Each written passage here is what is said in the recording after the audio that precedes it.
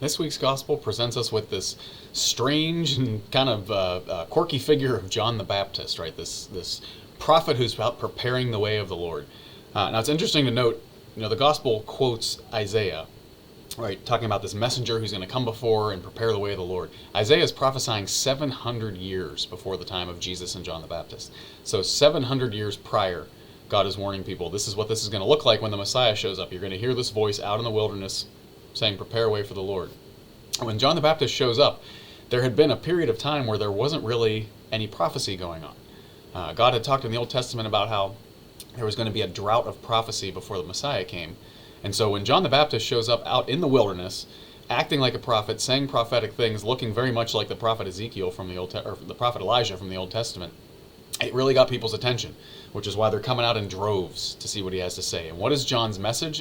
It's the same message for us today. Prepare the way for the Lord. What does that look like in our lives? What are we being called to do? He talks about, he quotes from Isaiah about making straight his paths.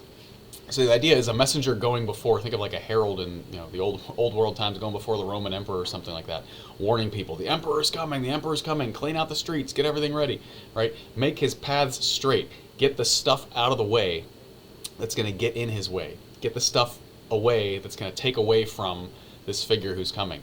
So when we're preparing the way of the Lord in our hearts and our homes this Lent, what do we need to get kind of off to the side so that Jesus can come in?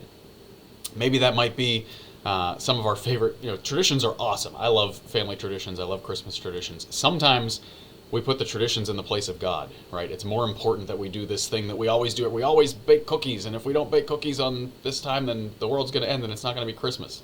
Well, maybe the cookies need to go off to the side, and we'll get to them if we get to them. Maybe it won't be exactly the way that we always did it. We got to get that out of the way because we're preparing the way for the Lord, right? And you could insert any traditions here.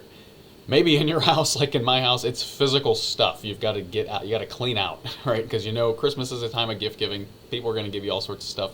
Maybe it's time to clean out a little bit. Prepare the way for the Lord, right? Get the stuff out of the way so you can try to focus on the Lord. That's the call this week. How are we supposed to prepare our hearts and our homes and our families for the Lord? What do we need to get out of the way to make the path straight so it's easier for us to experience God this Christmas, this Advent season, this Christmas season, and not get caught up in the stuff and the activity and the flurry of doing this and that and running all over the place? How do we prepare the way for the Lord so that we can see him when he comes?